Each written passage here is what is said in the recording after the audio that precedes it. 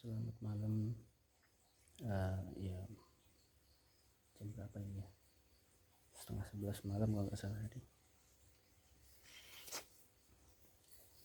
Bingung nih mau ngapain.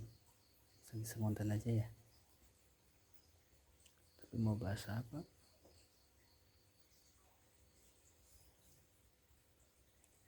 Soal motor bebek, terutama motor jenis Ayago kayak Sonic, Satria. Itu kalau di kota-kota besar gimana sih? Apa masih banyak gitu penggunanya? Apa masih banyak komunitasnya? Soalnya kalau lihat di grup Facebook gitu, ya kayak sih masih banyak, cuma kok gimana ya, lebih sering orang kecot-kecotan. Jadi kalau lihat baca-baca di grup itu kayak males banget, hujat sana hujat sini ya.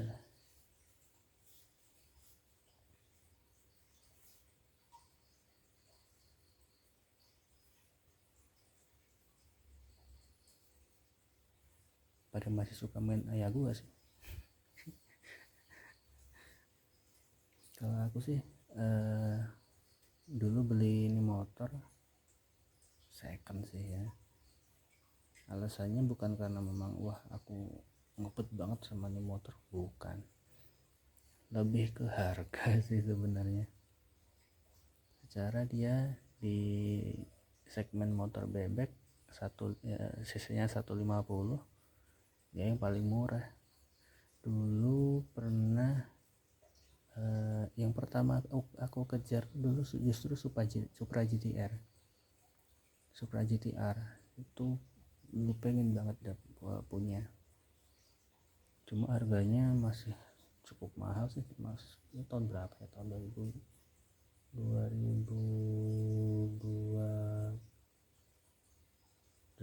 berapa ya? 2000 berapa ya?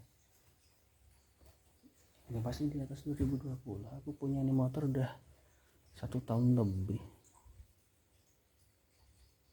Dulu kenanya di harga 14,5. Aku TT dulu, kebetulan belinya di showroom motor bekas gitu. Aku TT sama TT tukar tambah ya.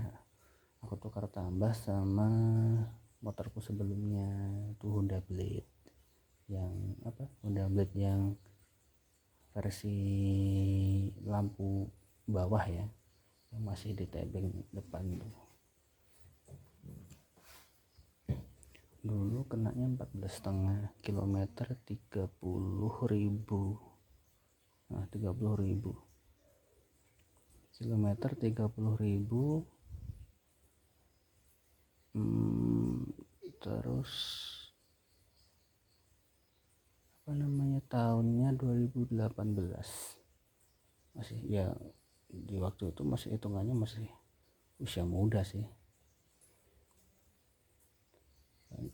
2018 sampai tahun berapa ya?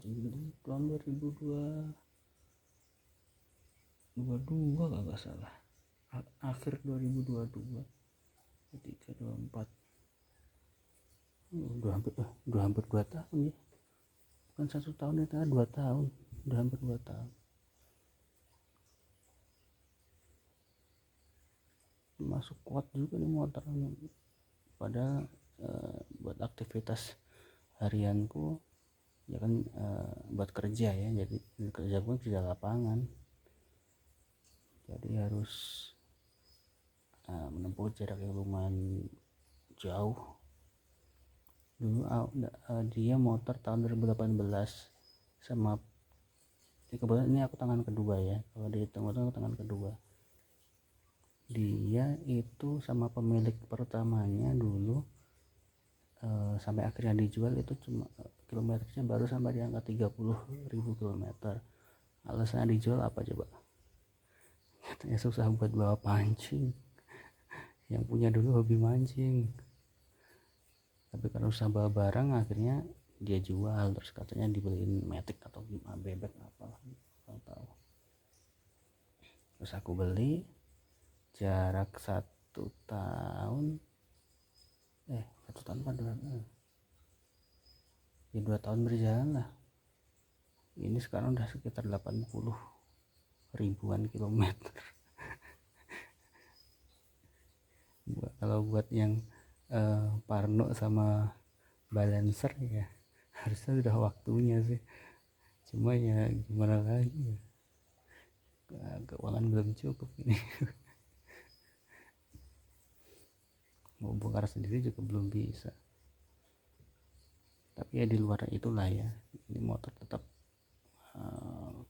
keren sih buat lo, kuat buat nanjak-nanjak, enak. Mesinnya ini kan banyak yang hujat kan, katanya di OHC Hello Kitty lah. Tapi jujur sebenarnya justru enak loh buat aktivitas yang butuhin buat main torsi, terus nanjak daerah yang banyak pegunungan gitu ya. Itu juga enak banget buat muat barang, itu juga dia kuat. Aku pakai bonceng bertiga, aku, istri sama anak ditaruh di depan, itu juga enak-enak aja. Cuma pernah sekali nggak kuat nanjak gara-gara jalannya masih batu yang ditata gitu. Kebetulan kan habis dari mana itu ya, habis jalan-jalan sama keluarga kalau nggak salah itu. Aku cari jalan alternatif, dapat itu jalan cuma batu yang ditata-tata itu, nanjak terus beloknya tajam gitu, nanjak naik ke atas gitu. Itu pernah sekali pas belokannya mau naik itu dia nggak kuat, soalnya nggak ada ancang-ancangnya gitu. Tapi overall dia enak motor, tenaganya aku cocok banget, nggak banyak rewel sejauh ini. Dulu dia rewelnya tuh pas di awal, pas habis beli ya, maklum ya, wajar aja sih. Motor kalau habis beli motor apalagi bekas itu kan harus segera dicek apa-apanya, bagian-bagian yang vital mesti dicek dulu. Awal itu yang jadi masalah itu buat berkendara, dia nggak stabil bagian depannya. Aku kira komstir yang kena, ternyata yang kena tuh bagian yang bawah sana tuh. Bisa biar enggak sih tuh, bagian sini, lahar roda depan. Dia sampai buat jalan, buat belok gitu ngeri banget. Pas habis dibongkar karena dulu karena masih awal beli, masih sayang-sayangnya ya, belum berani coba-coba sendiri. Jadinya ya aku masukin ke bengkel resmi lah, ke Ahas itu ya, diganti lahar Ahas bukan ya itu, Ahas. Aku ganti lahar depan itu dua-duanya. Pas diambil tuh hancur, laharnya hancur, yang yang bawaan. Ganti pakai lahar baru, alhamdulillah enak-enak aja sampai sekarang, belum pernah ganti lahar lagi. Paling yang belakang dulu sempat ganti juga di Ahas juga. Dulu rutin tiap sebulan sekali aku servis ke Ahas, padahal harusnya kan 3 bulan sekali ya. Ya karena mikirku kan secara aktivitas aku padat banget gitu di jalan, banyak debu lah, banyak mesin dipaksa buat terus di kecepatan tinggi lah gitu. Akhirnya ya inisiatif aja aku servisin tiap sebulan sekali gitu. Cuma sama apa lagi dulu tuh, oh iya sempat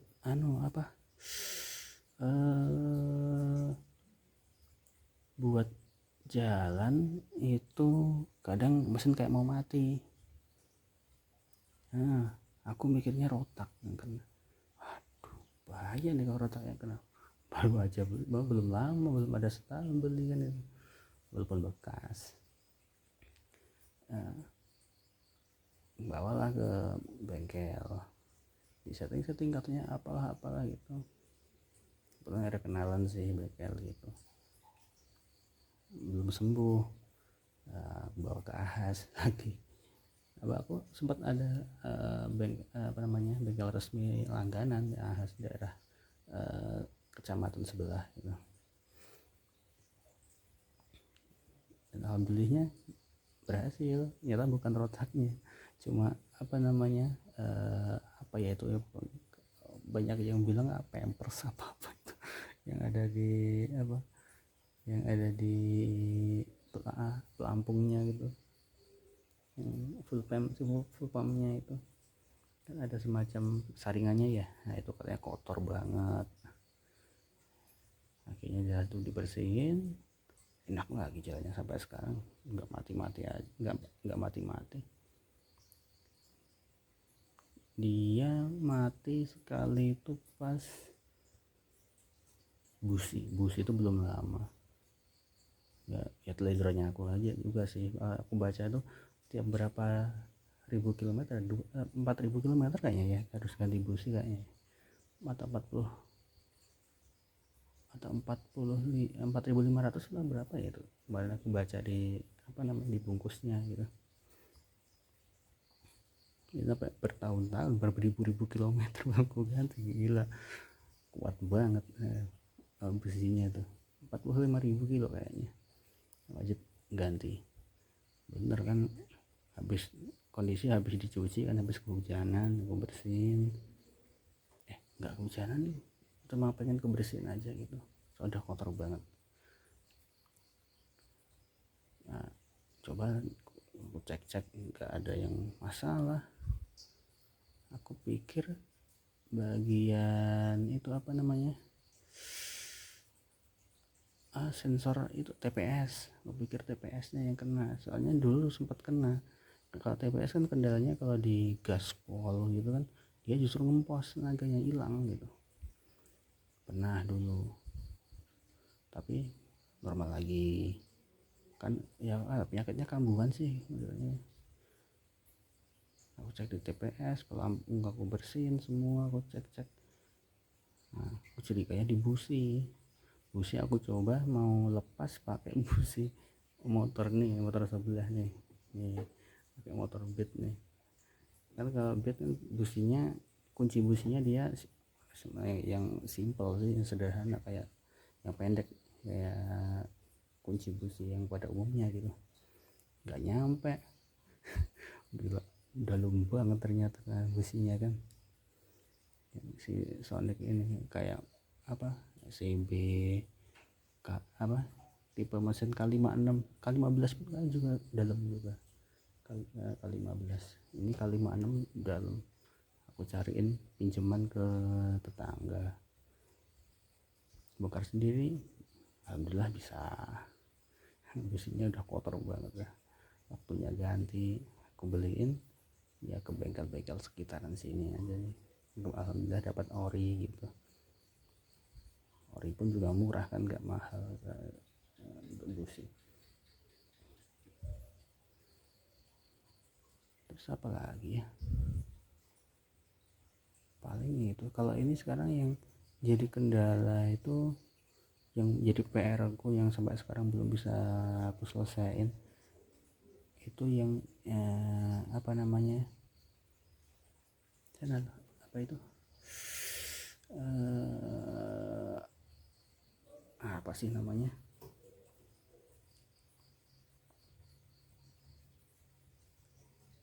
seal mekanikal. Sorry ya, ngopi dulu. ngopi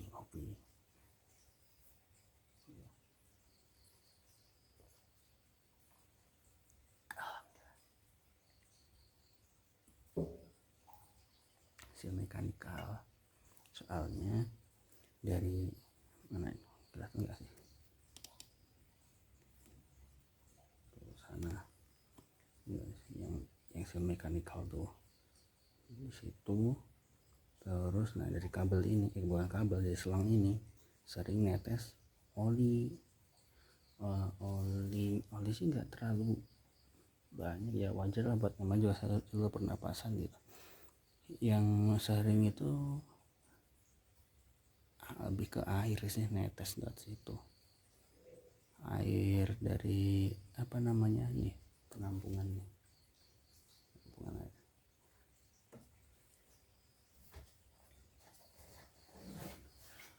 air radiator sering dari situ keluar. Itu habis perjalanan jauh gitu sering banget. Terus apa lagi ya,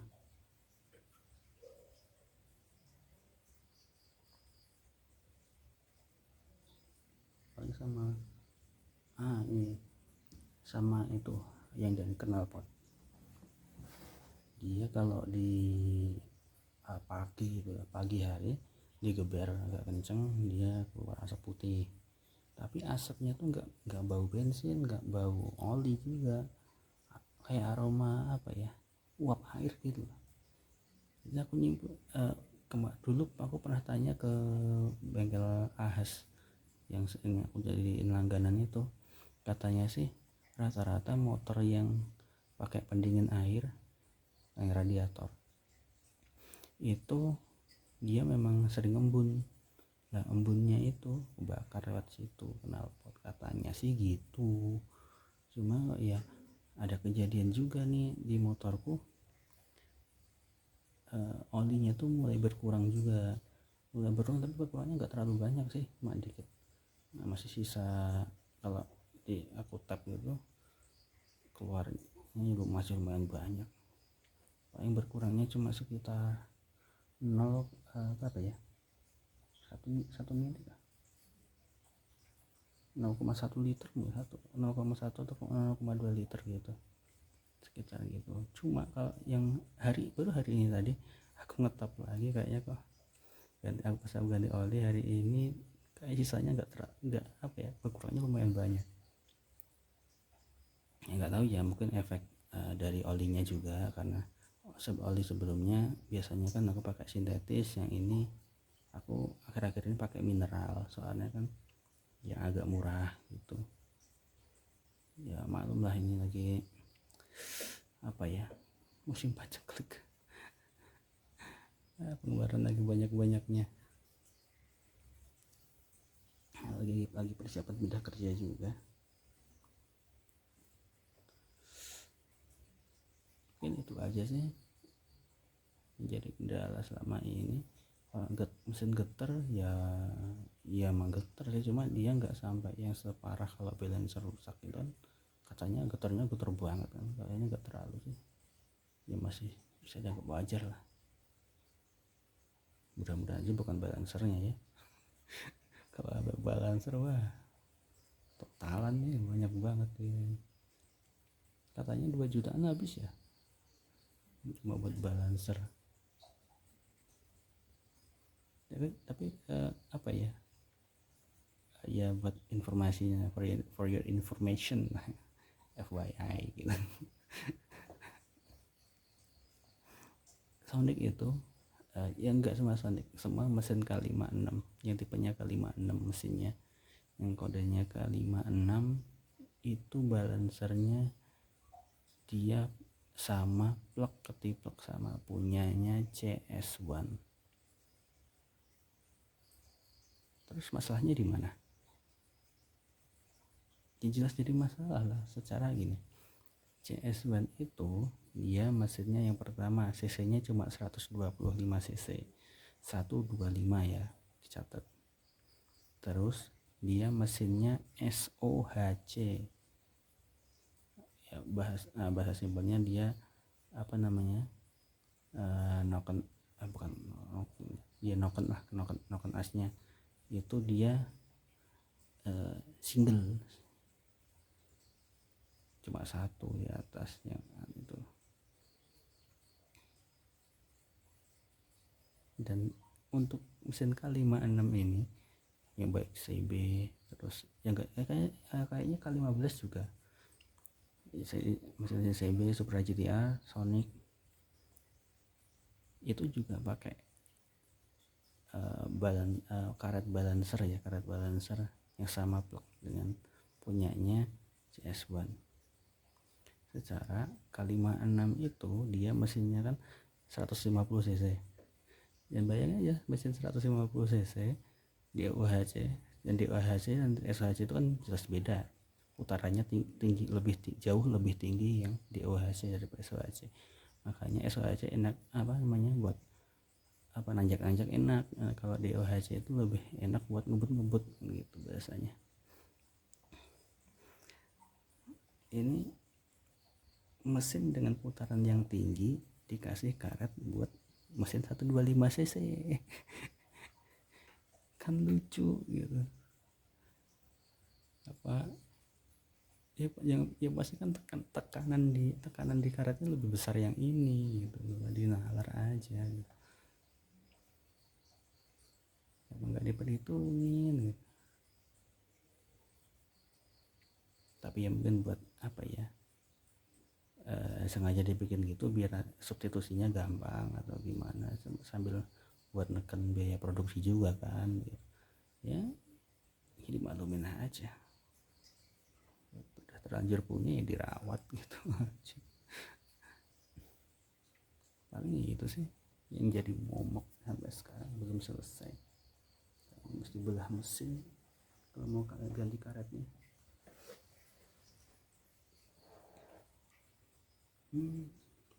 Paling itu aja. Jadi curhatan. Udah gitu aja lah ya. Bahas apa lagi? Ya intinya kalau dipakai sewajarnya aja lah. Motor tuh kalau makanya sewajarnya juga insya Allah nggak ada kendala yang berarti, maksudnya ya lebih awet daripada sama motor yang langsung memainkan benar-benar geber ya, makanya santai, nggak terlalu di forsir gitu, insya Allah ya aman sih. Udah lah gitu aja, kebanyakan ngomong. Dah, selamat malam.